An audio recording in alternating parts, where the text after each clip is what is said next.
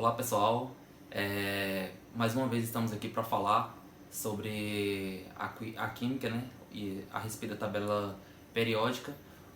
Somos do Polo de Vitória da Conquista, da UAB e do curso de Biologia. O grupo é formado por Maicon, que sou eu, Jaqueline Anjos, Inamara Silva e Cláudia Silva.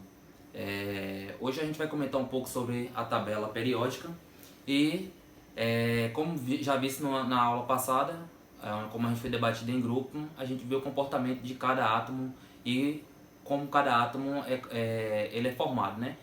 Só fazendo uma revisão, a gente sabe que os átomos, ele é composto pelo núcleo e uma eletrosfera.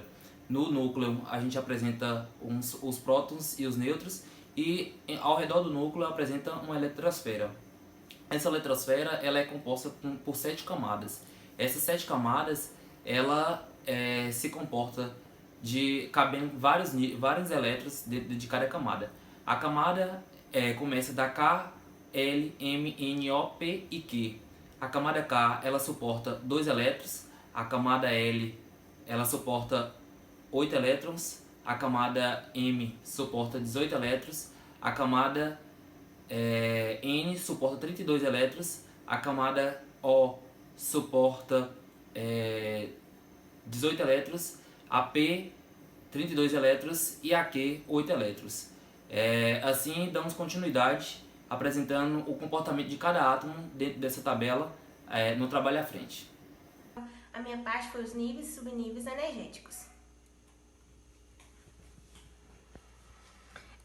Nesse contexto, então, fazer uma revisão geral, então, um átomo pode apresentar até 7 níveis energéticos. Então, aqui, 7 níveis energéticos, e eles são representados por letras K, L, M, N, O, P e Q. E aqui é representado o núcleo. Então, esses níveis energéticos podem ser chamados de camada eletrônica.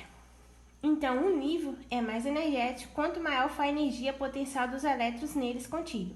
Então, o nível é mais energético quanto mais afastado ele estiver do núcleo. Aqui, ó, quanto mais ele é afastado do núcleo, ele é mais energético.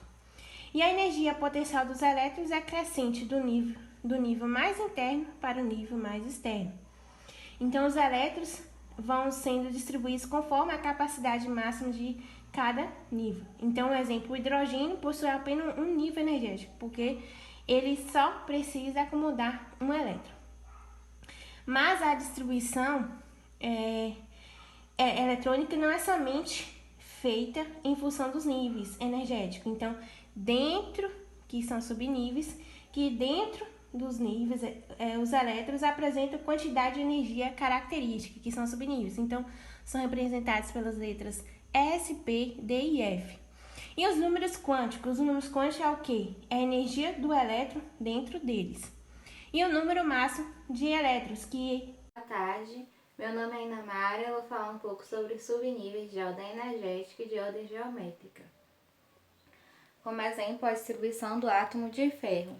A ordem energética, a gente sempre escreve ela na sequência segundo as diagonais do diagrama. A gente escreve ela em ordem crescente de energia. A ordem geométrica, a gente agrupa os subníveis de cada nível. E é sempre necessário ordenar os subníveis energeticamente para descobrir qual é o mais energético, que é sempre o último, e geometricamente para descobrir qual é o mais externo, que também sempre será o último. Existe uma relação entre os períodos da tabela periódica e os níveis energéticos dos elementos que os elementos apresentam. Aqui na tabela a gente tem períodos, que são de 1 a 7 na horizontal, e a gente tem famílias na vertical. Cada período corresponde ao número de camadas que cada elemento tem. Então, por exemplo, o hidrogênio e o hélio, eles estão no primeiro período, então eles têm uma camada. O lítio, ele está no segundo período, então ele tem 2 camadas. E o sódio, ele está no terceiro período, então ele tem 3 camadas e assim por diante. Oi, pessoal, eu vou explicar aqui para vocês agora sobre a distribuição eletrônica segundo o diagrama de Linus-Pauls. Então, a gente explica, é uma ordem, né, crescente de cima para baixo. Ela traz os níveis de energia em ordens crescente. Então, os elétrons se acomodam nos subníveis de energia. Para fazer a distribuição eletrônica, devemos observar o número máximo de elétrons. E aí a gente tem aqui o número máximo de elétrons que a gente tem, por exemplo, temos aqui, olha, o número, a letra K, que é um subnível, e temos também o número 2 aqui, que é o número de elétrons. E o número 1 é a camada, né, ou nível. Então, o número máximo de elétrons que cada subnível comporta. Temos também 4 subcamadas. Essas 4 subcamadas, ela está simbolizando aqui a letra S, a letra P, a letra D e a letra F.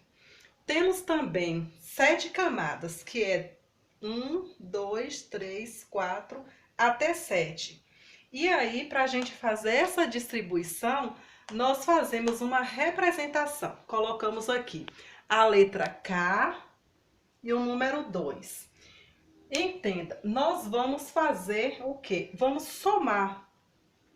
Aqui eu tenho o número 2 e aqui 6. Então, 6 mais 2, 8. A minha letra L vai ter o valor aqui de 8. Então, eu vou observar o subnível, o número de elétron e a camada, ou subnível. Por exemplo, eu tenho aqui a letra 1, a letra M, né? Que a letra M é o meu subnível, e tenho. Aqui em cima, nós temos um número de elétrons. Eu vou fazer a somatória, que vai ser 10 mais 6, 16, mais 2, 18. Eu venho aqui na minha letra M e coloco 18.